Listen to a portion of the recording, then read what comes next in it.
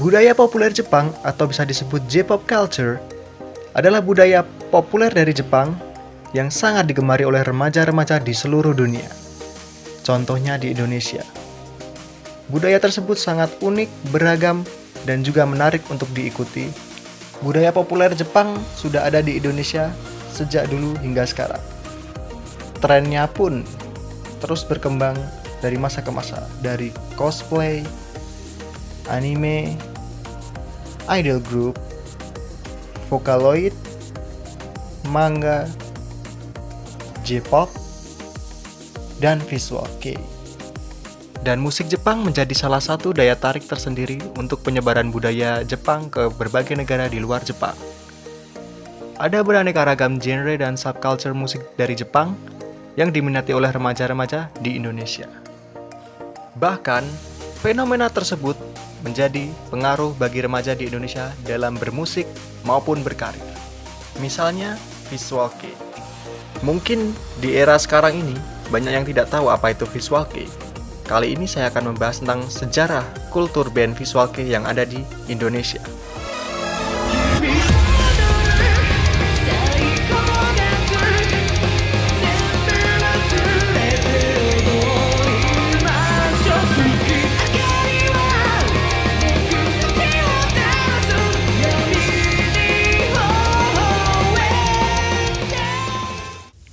Ya, sebelum masuk ke topik pembahasan, saya akan menjelaskan singkatnya apa itu visual kei.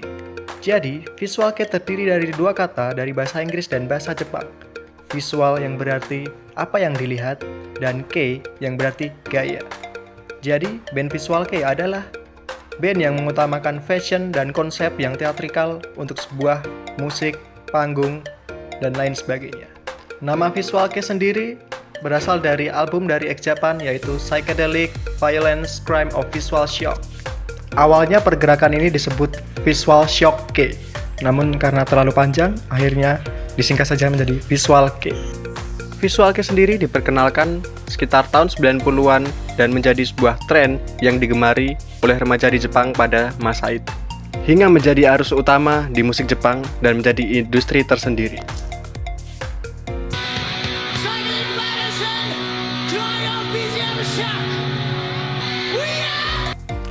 Karena sudah menjadi industri sendiri, banyak toko-toko yang menjual rilisan fisik visual kei khusus dan juga panggung-panggung live stage di live house untuk perform band visual kei.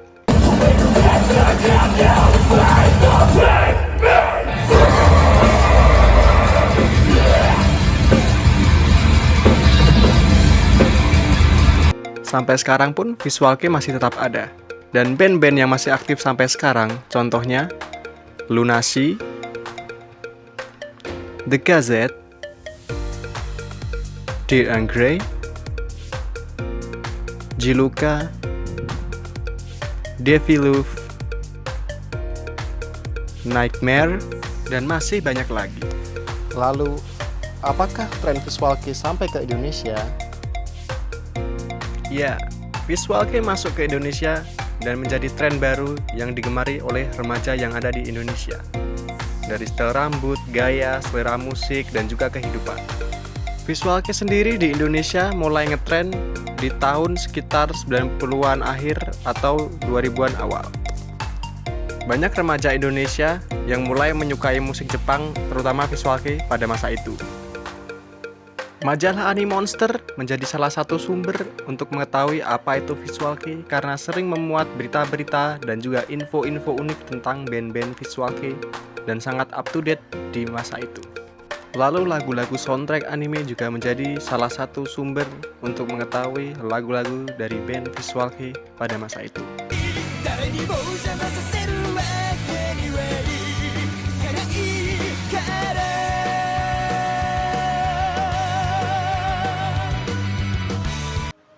Selain itu juga ada faktor internet yang menjadi salah satu sumber untuk mengetahui dan mengakses tentang hal-hal yang berbau visual kei. Walaupun akses internet tidak semudah seperti sekarang. Beberapa ada juga yang membeli CD rilisan fisik band visual kei impor dari Jepang. atau dari mulut ke mulut dari teman yang sudah mengetahui apa itu visual kei dan akhirnya menyebar luas. Karena tren sudah menyebar, banyak remaja di Indonesia yang tertarik dan terinspirasi dengan band-band visual kei di Jepang. Lalu, apakah ada band visual kei di Indonesia? Tentunya ada. Dan tren band visual kei mengalami beberapa fase di tiap generasi. Kita masuk ke fase pertama, angin segar, sekitar 2000-an hingga 2008. Sekitar tahun 2000-an awal, era milenium baru, banyak band-band di Indonesia yang terinspirasi oleh lagu-lagu Jepang, terutama lagu visual kei. Banyak yang mengcover lagu-lagu dari band-band visual kei seperti band Zell, Majin, Sakura Drop, Melody Maker, dan juga Wasabi Band. Mungkin masih ada banyak lagi. Bukti bahwa tren visual kei di Indonesia sudah menyebar dan tidak hanya dinikmati saja atau didengarkan, namun juga dilakukan. Bahkan beberapa band juga sudah merilis lagu sendiri dan jam terbang dari panggung ke panggung pun bertambah. Biasanya mereka tampil di festival-festival Jepang. Namun beberapa band ada yang mengikuti kompetisi band umum. Mereka pun berani tampil eksis, unik, dan beda dari yang lain. Seperti Wasabi Band.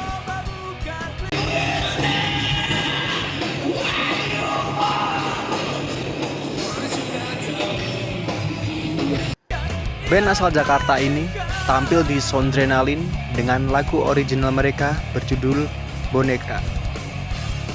Selain itu, dari Jakarta juga ada band bernama Melody Maker. Band metal ini awalnya mengambil unsur visual kei sebelum berkarir di kancah musik metal yang lebih umum.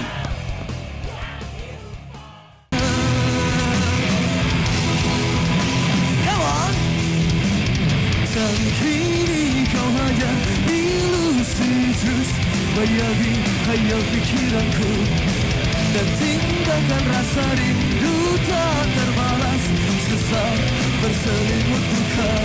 Ku bangun istana di relung hatiku, dan ku hias dengan bunga tersayang. Sempat menjadi finalis di Jarum Rock Festival. Mereka sangat terinspirasi dari band visual kei Jepang yaitu Moadis Moa. Lalu selanjutnya kita ke Semarang. Ada band bernama Sans Logic yang sangat terinspirasi dari band visual kei.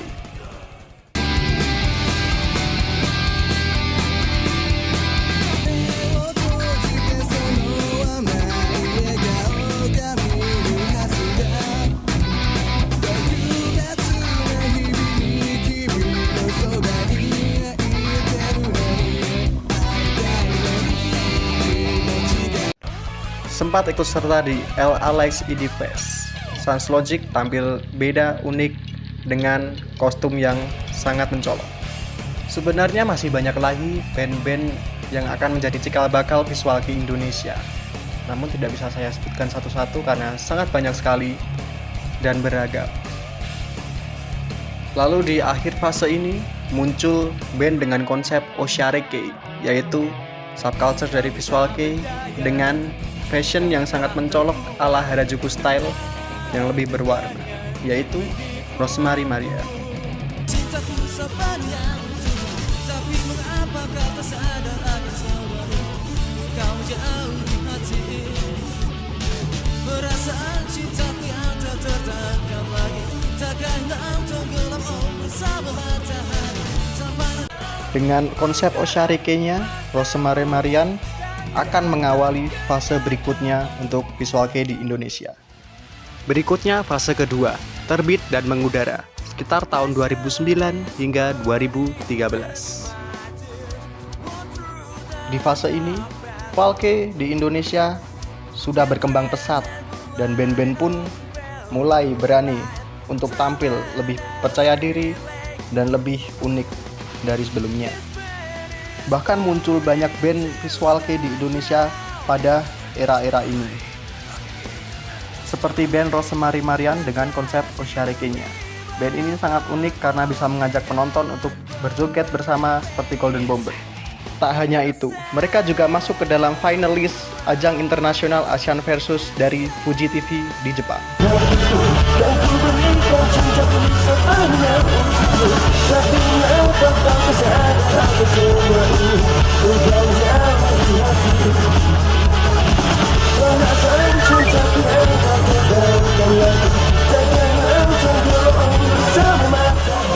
Bahkan mereka diliput di acara J-Melo dari NSK World Japan dan mendapat salam dari influence-nya yaitu Golden Bomber.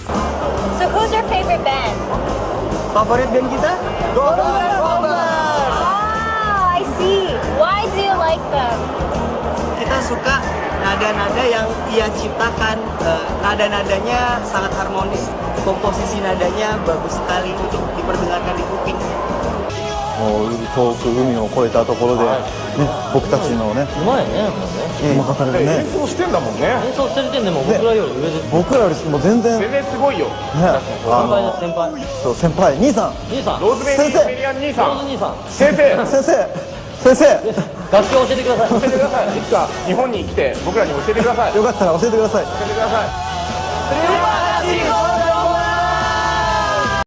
Selain Rosemary Marian, di fase ini juga ada band dari Yogyakarta yang tak kalah eksis, yaitu The Agony. Band ini sangat berpengaruh di circle visual K di sekitaran Jawa Tengah dan juga Yogyakarta. The Agony juga masuk ke dalam ajang Asian Versus dari Fuji TV di Jepang sebagai finalis.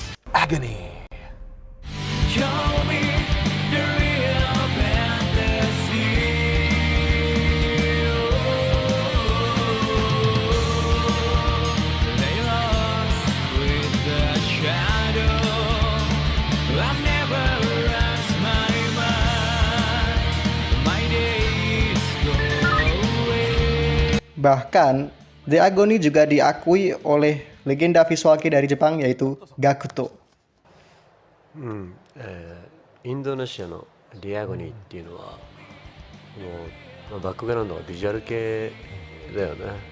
それを見て、ああこういう感じのがまだインドネシアにもたくさんいるんだなっていうのはなんか嬉しいよね。ちょっと生で見てみたいなっていうのはある。 Selanjutnya ada band visual kei dari Jakarta yang sangat eksis dan memiliki fanbase terbesar pada masa itu, yaitu Jellyfish. Mereka sempat tampil di Metro TV untuk single Maafkan Aku, dan mereka juga satu-satunya band visual kei yang masuk ke major label.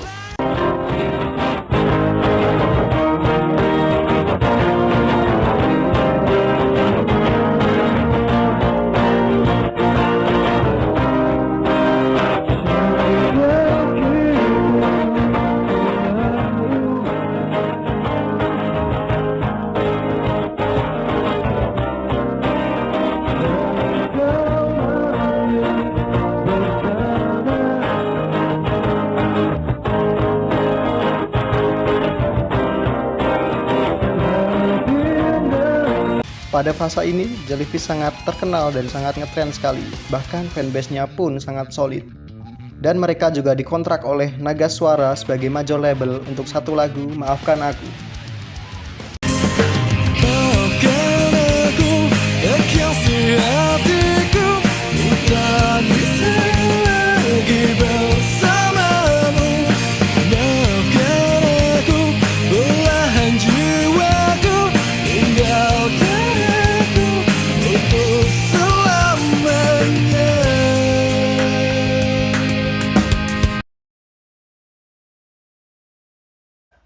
Band visual kei pada fase ini sangat mengudara hingga ke TV-TV. Selain Jellyfish juga ada Scarlet Eve, Zenroku, Sihir Project, Chocoreto, Kudaita, Black Moral, Mea, dan masih banyak lagi. Fase ketiga, bersinar dan tenggelam, sekitar tahun 2014 hingga 2019.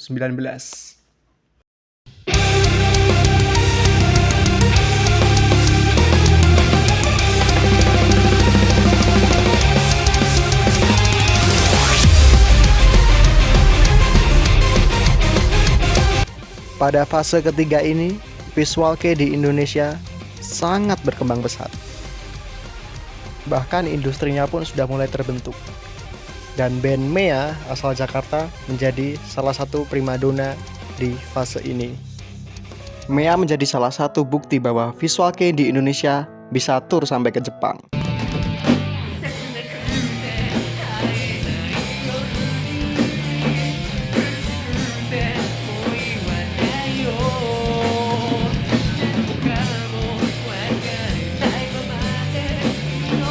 Mea memiliki kesempatan untuk tur ke Jepang di tahun 2014. Dan tidak hanya sekali, mereka juga melakukan promosi di Jepang lagi dan manggung di Jepang lagi untuk tahun 2016.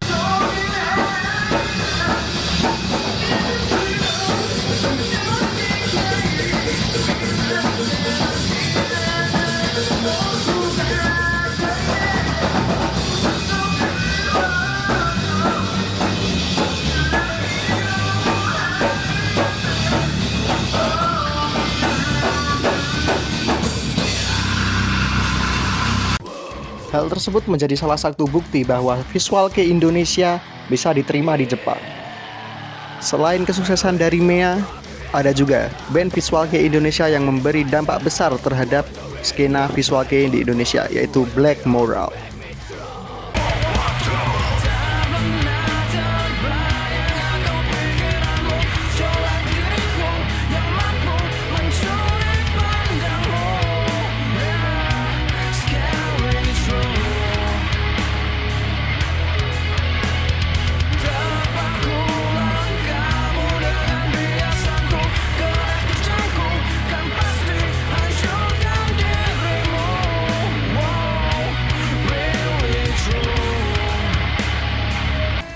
Dan Black Moral juga mendapat kesempatan tur ke Jepang di tahun 2014.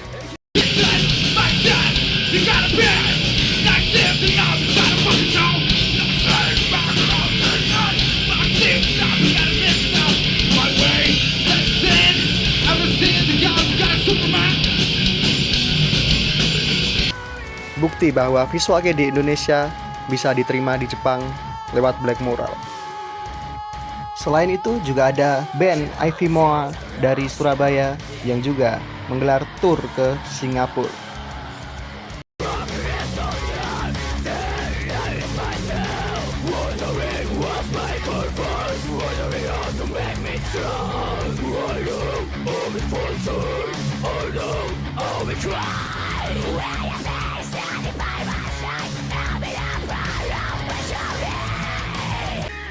Ivy Moa membuktikan bahwa visual kei di Indonesia juga bisa diterima di negara tetangga kita, yaitu Singapura. Lalu selanjutnya juga ada band Hydra dari Jakarta yang sangat memberi dampak di visual kei Indonesia pada fase ini.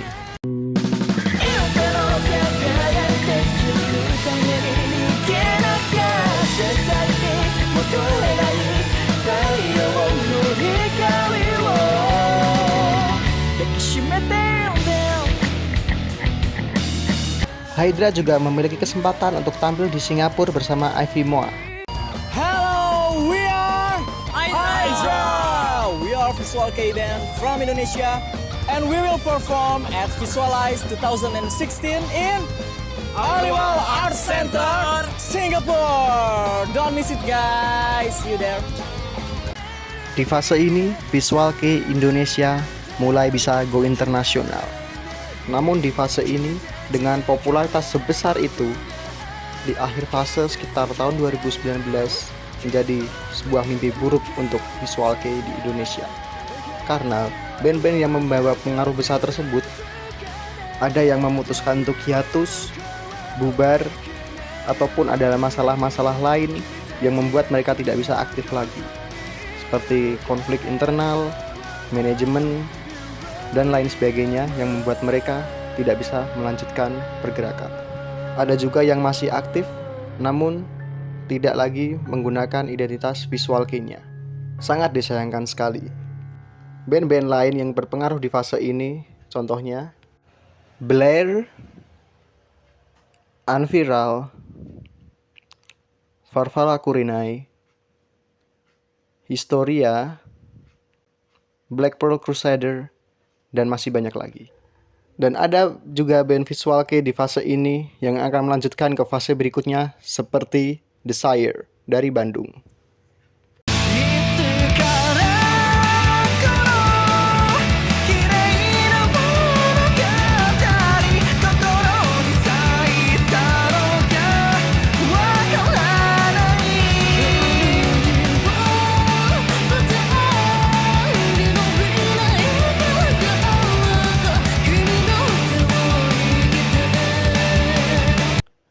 Lalu ada juga Infinitium.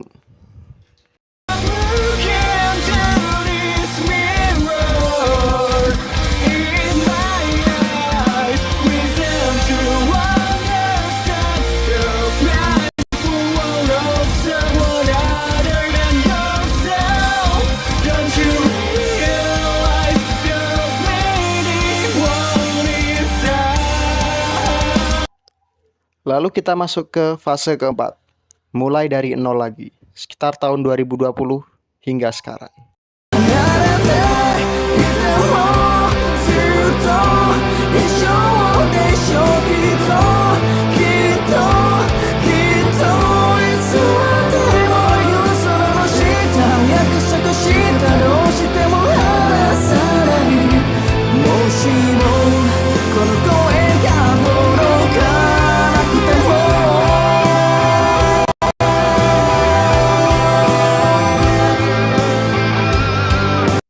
Di fase ini, ketika pandemi COVID menyerang, semuanya kembali seperti nol lagi.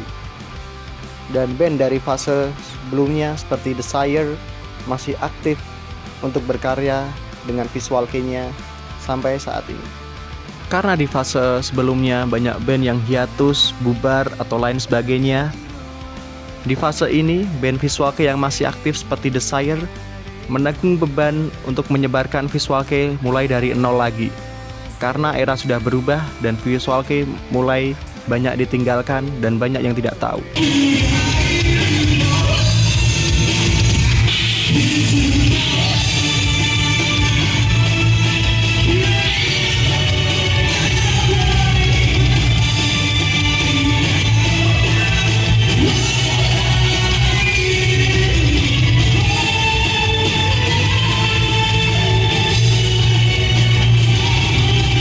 Visual Kei mulai dikenalkan lagi dari nol untuk para penikmat-penikmat di Jepangan yang baru. Selain itu, band yang masih aktif berkarya yaitu Infinitium.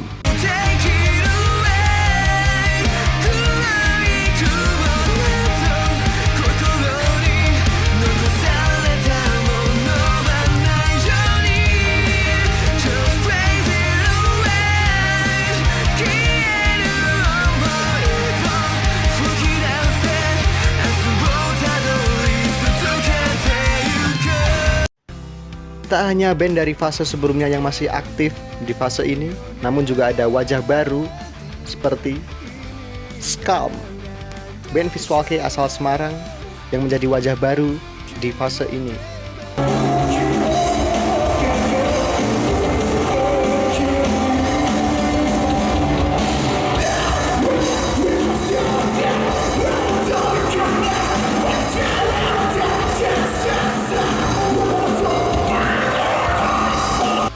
Ska membuktikan bahwa Visual Kei masih bisa tetap eksis walaupun tren sudah berubah, regenerasi masih harus tetap berlanjut. Lalu juga ada wajah baru yaitu band bernama X-Ras dari Jawa Barat.